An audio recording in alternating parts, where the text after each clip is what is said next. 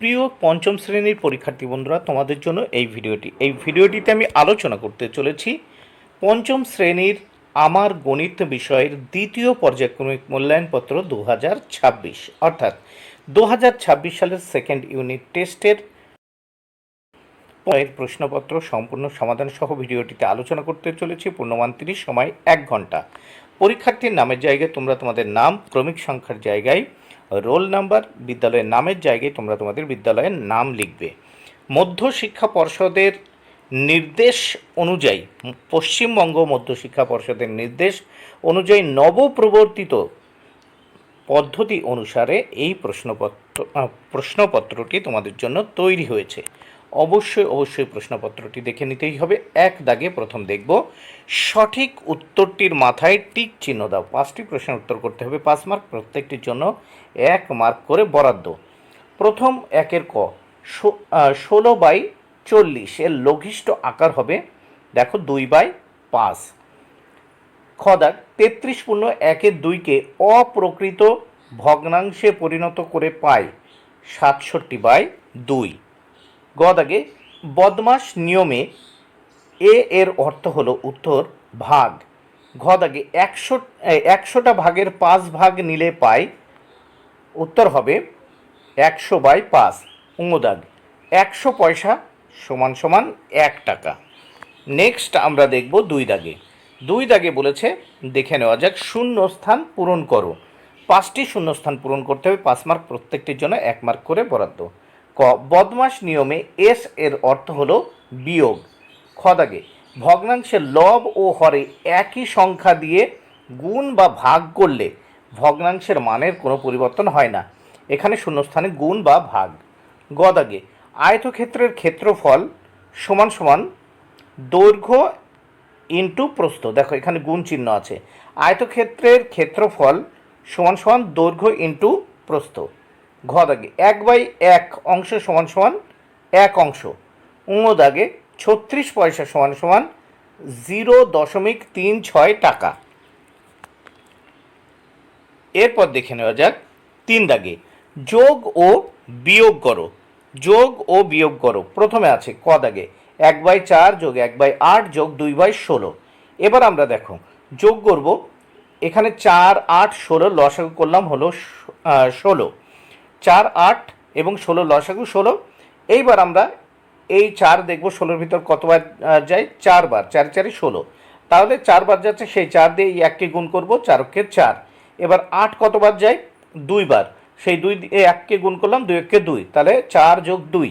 এই 16-র ভিতর যে 1 বার, সেই 1 দিয়ে 2কে গুণ করলাম, 2 × 2, তাহলে কত হলো, 4 যোগ 2 যোগ 2, টোটাল হচ্ছে 8। তাহলে বসালাম 8/16।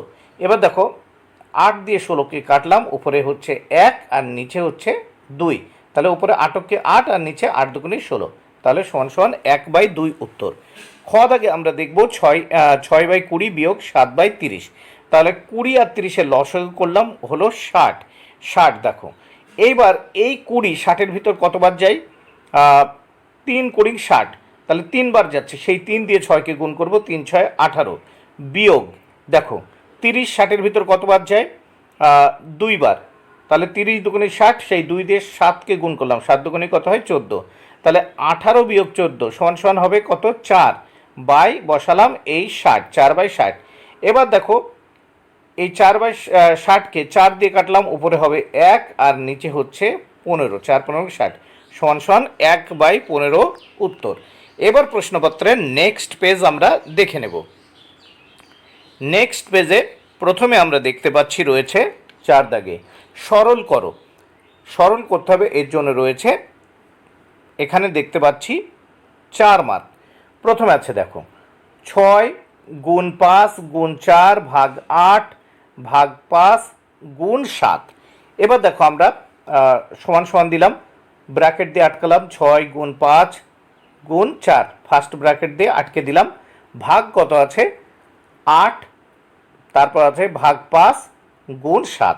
এবার দেখো উপরে গুণ করলাম, 5 × 6 = 30, এখানে দেখো 5 × 6 = 30 আর 4 × 30 কত হচ্ছে, 120, ভাগ 8 ভাগ 5 × 7। এবার দেখো 120কে 8 দিয়ে ভাগ করব, 8 15 120 15, তাহলে 15 ভাগ বসালাম এই 5 গুণ 7। এবার 15কে 5 দিয়ে ভাগ করলে পাই 3 5 15 3, তাহলে গুণ বসালাম এই 7, 3 7টা কত হয় 21। 5 দাগে অপ্রকৃত ভগ্নাংশকে মিশ্র ভগ্নাংশে ও মিশ্র ভগ্নাংশকে অপ্রকৃত ভগ্নাংশে পরিণত করো। প্রথমে আমরা দেখতে পাচ্ছি অপ্রকৃত ভগ্নাংশ রয়েছে, একে আমরা মিশ্র ভগ্নাংশে পরিণত করব। দেখো 51/8 আছে, একে আমরা দেখো 6 8 48, আর তাহলে কত হবে 6 পূর্ণ 3/8। দেখো তাহলে এখানে দেখো 6 8 48 আর 3 কত হয় 51, 51/8 এখানে চলে আসছে অলরেডি।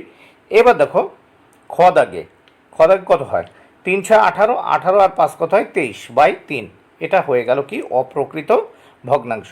6 দাগে সমস্যাটির সমাধান করো। 6 দাগে কি বলেছে দেখো, ঝর্ণা 100 টাকা নিয়ে মেলায় গেল, সেখানে 20 টাকা 50 পয়সার মানে 20.50 টাকা চুড়ি 10 টাকার বাসি কিনলো ও 6 টাকা দিয়ে নাগরদোলা চড়লো, ঝর্ণা কত টাকা ফেরত আনলো? তাহলে উত্তরটা আমরা দেখে নেব। দেখো সমান সমান 100 বিয়োগ ফার্স্ট ব্র্যাকেট শুরু 20 টাকা 50 পয়সা মানে 20.50 যোগ 10 যোগ 6, তাহলে 100 বিয়োগ কত, এখানে 20 টাকা 50 পয়সা যোগ 10 যোগ 6, টোটাল হচ্ছে 36 টাকা 50 পয়সা। তাহলে 100 থেকে 36 টাকা 50 পয়সা বিয়োগ করলাম, 63 টাকা 50 পয়সা উত্তর হলো।